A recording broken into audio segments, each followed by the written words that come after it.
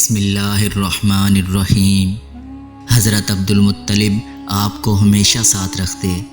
حضرت عبدالمطلب جب مسجد حرام میں حاضر ہوتے تو خانہ کعبہ کے سائے میں آپ کے لیے ایک خاص فرش بچھایا جاتا۔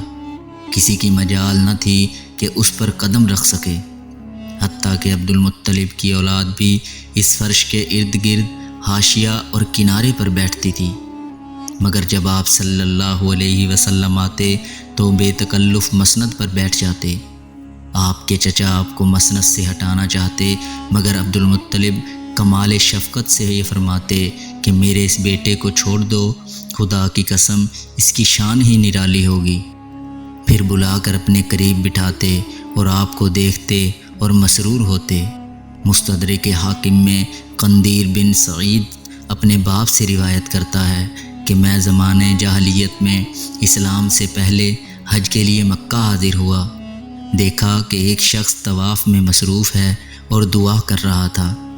میں نے لوگوں سے پوچھا کہ یہ کون ہے، تو لوگوں نے کہا کہ یہ عبدالمطلب ہیں، اپنے پوتے کو گمشدہ اونٹ کی تلاش میں بھیجا ہے، کیونکہ ان کو جس کام کے لیے بھیجتے ہیں اس میں ضرور کامیابی ہوتی ہے۔ آپ کو گئے ہوئے دیر ہو گئی، اس لیے عبدالمطلب بے چین ہو کر یہ شعر پڑھ رہے ہیں۔ کچھ دیر گزری کہ آپ صلی اللہ علیہ وسلم بھی واپس آ گئے اور اونٹ آپ کی ہمراہ تھا۔ دیکھتے ہی عبدالمطلب نے آپ صلی اللہ علیہ وسلم کو گلے لگایا اور یہ کہا کہ بیٹا میں تمہاری وجہ سے بے حد پریشان تھا، اب کبھی تم کو اپنے سے جدا نہ ہونے دوں گا۔ 2 سال تک آپ صلی اللہ علیہ وسلم اپنے دادا عبدالمطلب کی خدمت میں رہے۔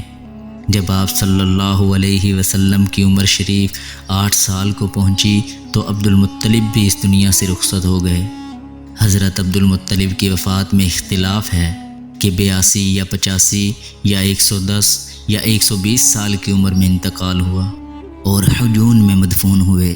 ابو طالب چونکہ حضرت عبداللہ کے حقیقی اور عینی بھائی تھے، اس لیے عبدالمطلب نے مرتے وقت آپ صلی اللہ علیہ وسلم کو ابو طالب کے سپرد کر دیا اور یہ وصیت کی کہ کمال شفقت اور غایت محبت سے ان کی کفالت اور تربیت کرنا۔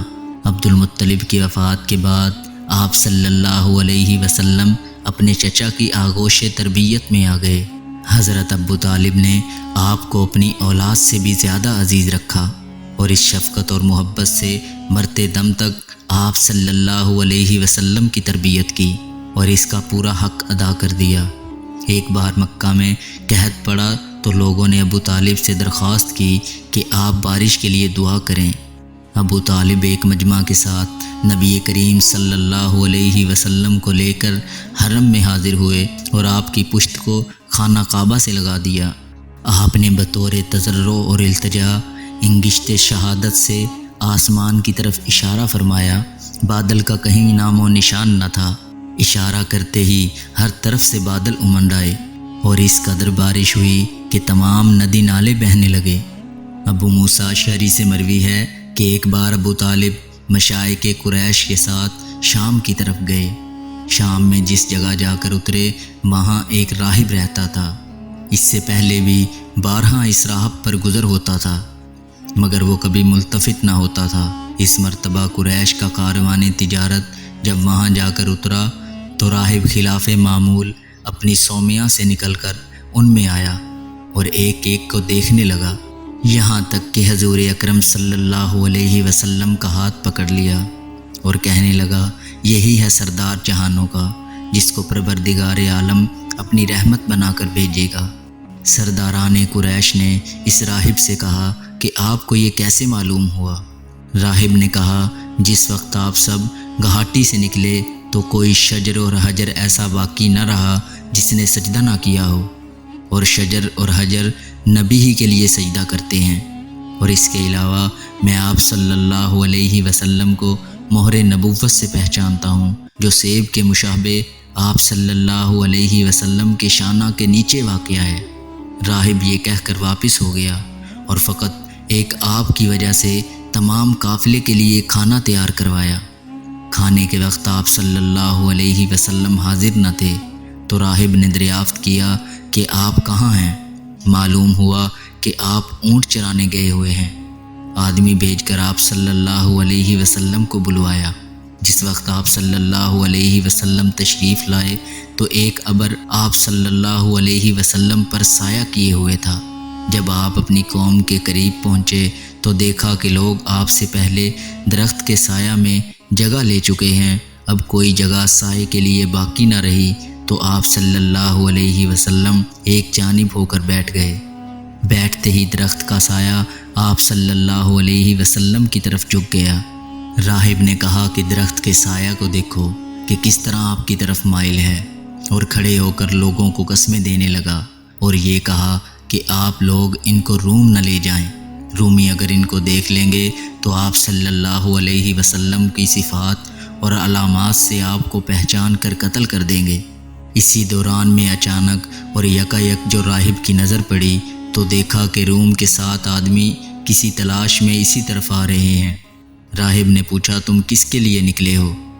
رومیوں نے کہا کہ ہم اس نبی کی تلاش میں نکلے ہیں جس کی تورات اور انجیل میں بشارت مذکور ہے کہ وہ اس مہینہ میں سفر کے لیے نکلنے والا ہے۔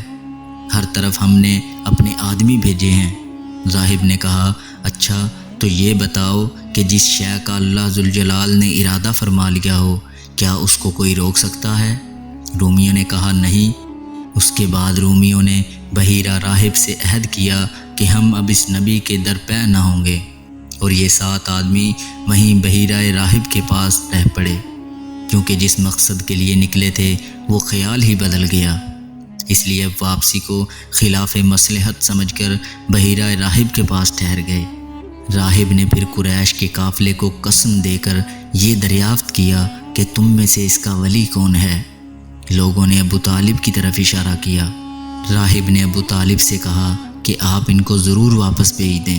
ابو طالب نے آپ کو ابو بکر اور بلال کے ہمراہ مکہ واپس بھیج دیا۔ راہب نے ناشتہ کے لیے روٹی اور زیتون کا تیل ساتھ دیا۔ اللہ پاک ہمیں حضور اکرم صلی اللہ علیہ وسلم کی محبت نصیب فرمائے، آمین۔